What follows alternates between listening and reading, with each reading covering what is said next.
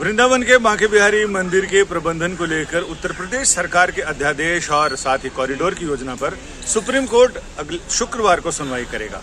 क्योंकि supreme court में मंगलवार आज जब सुनवाई शुरू हुई तो सरकार की तरफ से कुछ सुझाव दिए गए और ये कहा गया कि ये ऑर्डिनेंस सिर्फ मंदिर के बेहतर प्रबंधन और प्रशासन के लिए लाया गया था। हालांकि सुप्रीम कोर्ट पिछली सुनवाई में ये कह चुका था कि सरकार इतनी हड़बड़ी में क्यों है। इसके बाद याचिकाकर्ताओं की तरफ से यह कहा गया कि वो भी अपने सुझाव देना चाहते हैं, लिहाजा कोर्ट इस मामले की सुनवाई शुक्रवार को करे तो बेहतर होगा।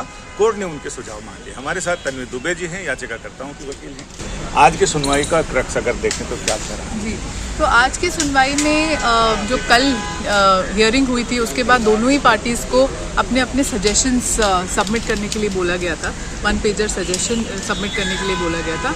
हम भी अपने सजेशंस के साथ आए थे। दूसरे साइड काफ़ी डिटेल्ड अपने प्रपोजल के साथ आए, तो जिसको गो थ्रू करने के लिए हमें भी समय चाहिए। तो आज हमने भी कोर्ट के सामने यही बोला कि हमें भी समय दिया जाए और अपॉर्चुनिटी दिया जाए कि हम भी अपना एक डिटेल्ड प्रपोजल कोर्ट के सामने रखें।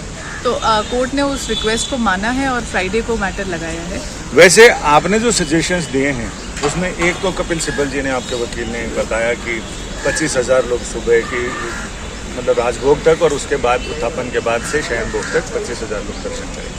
इसके अलावा कुछ और सजेशंस बता सकते हैं आप लोगों ने क्या क्या दिए कोर्ट को जो सौंपा है? राइट, देखिए अभी हमने सौंपा नहीं है क्योंकि उनकी तरफ से जो डिटेल नोट आया, प्रपोजल आया, तो हमारा भी मानना है कि हमें एक डिटेल प्रपोजल सबमिट करने का मौका जो कोर्ट ने दिया है हमें सबमिट करना चाहिए।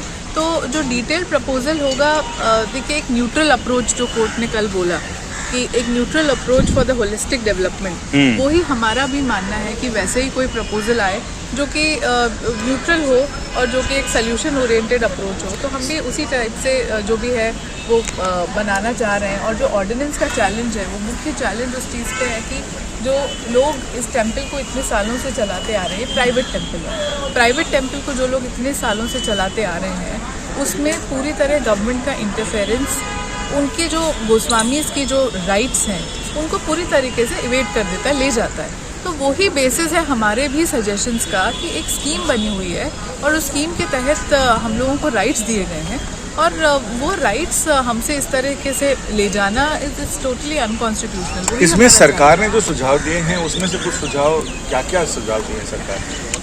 आज सिर्फ 2 ही 3 चीज़ों पे डिस्कशन हुआ क्योंकि हमें भी उसमें डिटेल में जाने और एग्जामिन करने के लिए समय चाहिए। पर जहाँ तक आज सरकार ने कुछ मुद्दों पे बात करी उसमें से ये था कि उनकी तरफ से जो रिटायर्ड हाईकोर्ट जज है वो कमेटी को हेड करेगा और बहुत सारे मुद्दों पे रिटायर्ड हाईकोर्ट जज टेम्पल के मुद्दों पे चर्चा करेंगे और देखेंगे और सुपरवाइज करेंगे, मैनेज करेंगे। तो वो चीज़ें अभी भी हमें डिटेल में एग्जामिन करने के लिए हमने समय मांगा है। सरकार के जो सुझाव हैं उनको देखते हुए कितना लगता है कि सरकार के ऑर्डिनेंस पर जो तेवर हैं वो ढीले पड़ते हुए ऐसा लग रहा है? देखिए अभी क्योंकि कल जो जजेस ने बोला कि एक सोल्यूशन ओरिएंटेड अप्रोच चाहिए, तो वो सोल्यूशन हम भी ढूंढ रहे हैं और वो भी ढूंढ रहे हैं। तो यही मानना है हम सबका कि फ्राइडे को एक कुछ अच्छी सुझाव पे सब लोग अग्री करें और सभी उस चीज़ से और कुछ रास्ता निकले इस चीज़ का।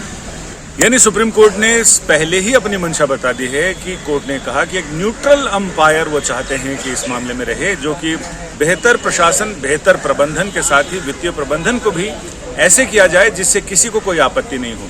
यानी सारे लोग ऐसा सोचें, व्यवस्था ऐसी होनी चाहिए कि सबको लगे हमारी win win situation. Sanjay Sharma, Delhi, आज तक।